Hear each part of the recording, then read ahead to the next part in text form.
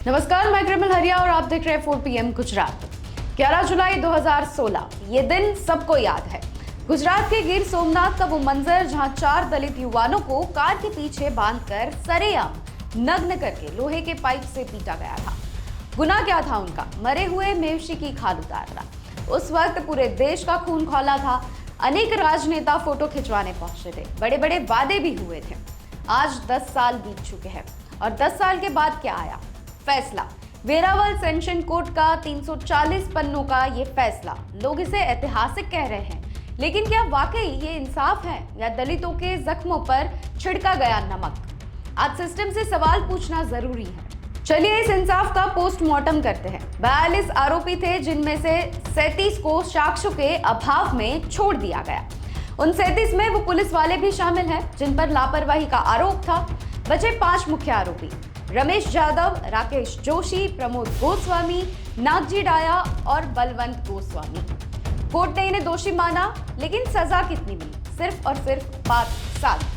अब मजे की बात सुनिए, ये 5 आरोपी पहले ही 6 साल जेल में काट चुके हैं। कानून कहता है कि अगर आपकी सजा से ज्यादा वक्त आपने जेल में बिता दिया है तो आप तुरंत रिहा होंगे। यानी कि जिस दिन फैसला आया उस दिन उनके बाहर निकलने का रास्ता साफ हो गया। सरकार से अब हमारा ये सवाल है कि 10 साल तक ट्रायल चलाकर आपने क्या हासिल किया? क्या ये 5 साल की सजा उन बेगुनाह युवाओं की रूह को कांपने से रोक पाएगी जिन्हें सरेआम जलील किया गया था? सबसे बड़ा सवाल धारा 307 यानी कि हत्या की कोशिश। कोर्ट ने कहा कि चोटें इतनी भी गंभीर नहीं थी कि जान जा सके, इसलिए 307 को हटा दी गई। वाह, क्या गजब का तर्क है। आप किसी को गाड़ी से बांधकर घसीटते हैं, घंटों तक लोहे के पाइप से मारते हैं और हमारा सिस्टम कहता है कि मारने का इरादा नहीं था। अगर वीडियो वायरल ना होता, अगर वो युवक मर जाते, तब क्या सरकार जागती? वकीलों ने कहना है कि मेडिकल रिपोर्ट में मेजर इंजरी नहीं थी।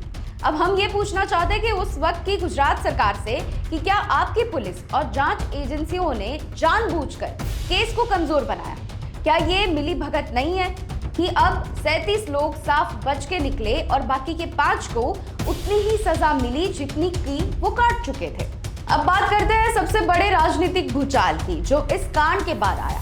ये घटना सिर्फ एक अपराध नहीं थी, इसके गुजरात के तत्कालीन भाजपा के सरकार की जड़ें हिला दी थी। उस वक्त सूबे की मुख्यमंत्री थी आनंदीबेन पटेल। उन पर चौतरफा दबाव बनाया था। एक तरफ दलित समाज का उग्र आंदोलन था, चलो ऊना का नारा गूंज रहा था, और दूसरी तरफ देश विदेश में गुजरात मॉडल पर सवाल उठ रहे थे। संसद से लेकर सड़क तक हंगामा मचा हुआ था। और नतीजा क्या हुआ? घटना के ठीक 1 महीने के भीतर ही अगस्त 2016 में आनंदीबेन पटेल को अपने पद से इस्तीफा देना पड़ा। हालांकि उन्होंने उम्र का हवाला दिया, लेकिन बच्चा बच्चा जानता था कि ऊना कांड और उसके बाद भड़के पाटीदार आंदोलन को न संभाल पाने की खामियाजा उन्हें भुगतना पड़ेगा। सिस्टम इतना लाचार हो गया था कि मुख्यमंत्री की कुर्सी चली गई, लेकिन दलितों को न्याय मिलने की रफ्तार वैसी की वैसी रही। राहुल गांधी पहुंचे, चाय पी, फोटो खिंचवाई।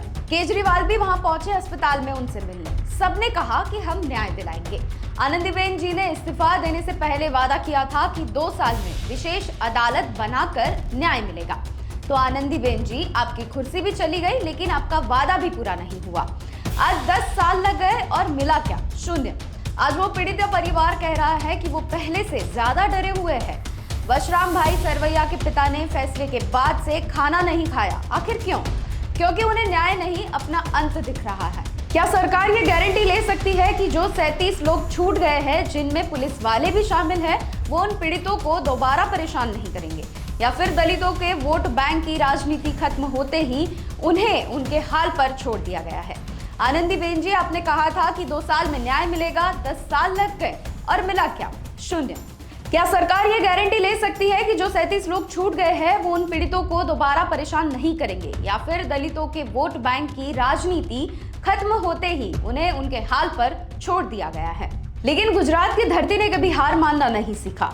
उस वक्त जब सरकारी तंत्र बेबस था, तब एक नया नेता दलित समाज का चेहरा बनकर उभरा, जिग्नेश मेवाणी। उस युवा वकील ने इस अपमान को एक जन आंदोलन में तब्दील कर दिया। जिग्नेश मेवाणी न केवल अहमदाबाद से ऊना तक दलित अस्मिता यात्रा का नेतृत्व किया, बल्कि उन्होंने एक ऐसा नारा दिया जिसने पूरे देश में दलितों को एकजुट कर दिया। चलो ऊना। उन्होंने स्पष्ट किया है कि ये सिर्फ एक अपराध का विरोध नहीं है, ये दलितों के आत्मसम्मान की लड़ाई है। उन्होंने हजारों की भीड़ को परंपरागत सफाई और मरे हुए पशुओं के निपटाने के काम का त्याग करने की प्रतिज्ञा दिलाई। ये एक अभूतपूर्व सामाजिक बहिष्कार था जिसने व्यवस्था को हिलाकर रख दिया। और आज जब फैसला आ गया है तो जिग्नेश मेवाणी पीछे नहीं हट रहे। आइए सुनते हैं कि उन्होंने क्या कहा। आज हम सभी लोग आहत हैं, बहुत ही दुखी है और निराश है।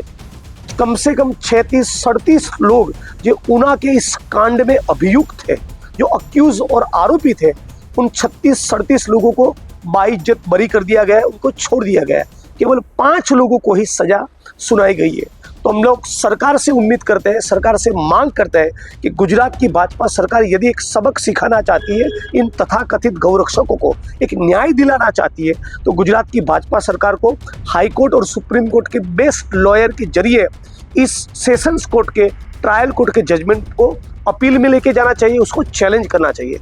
यदि सरकार ऐसा नहीं करती तो मतलब ये होगा कि गुजरात की भाजपा सरकार दलित विरोधी है, उनको दलितों के सवालों के साथ कोई चिंता नहीं है। मैं ये भी मांग करता हूँ, जब गुजरात के मुख्यमंत्री ये जब घटना हुई तब आनंदीबेन पटेल हुआ करते थे, उन्होंने ऊना के विक्टिम्स को ये वचन दिया था हम सबके सामने, जो गुजरात सरकार के गुजरात नाम के पाक्षिक में पब्लिश भी हुए थे, कि पीड़ित परिवार को खेती की जमीन का आवंटन होगा, सरकारी नौकरी भी मिलेगी। न नौकरी मिली, न न्याय मिला, न खेती की जमीन। तो सरकार तुरंत ये भी सुनिश्चित करे। आज हम सभी लोग दुखी हैं, आहत है, लेकिन आत्मसम्मान के मुद्दे पे कोई समाधान नहीं करेंगे तो हम लोग भी हाईकोर्ट और सुप्रीम तक मामले को ले जाने के लिए आखिरी दम तक लड़ने के लिए तैयार हैं। उन्होंने स्पष्ट रूप से ये घोषणा की है कि वे इंसाफ से संतुष्ट नहीं हैं और हाई कोर्ट तक जाएंगे। उन्होंने सरकार पर केस को कमजोर करने और दलितों को न्याय दिलाने में विफल रहने का आरोप भी लगाया है। जिग्नेश मेवाणी दलितों को आश्वस्त किया है कि वे अंतिम सांस तक न्याय के लिए लड़ेंगे।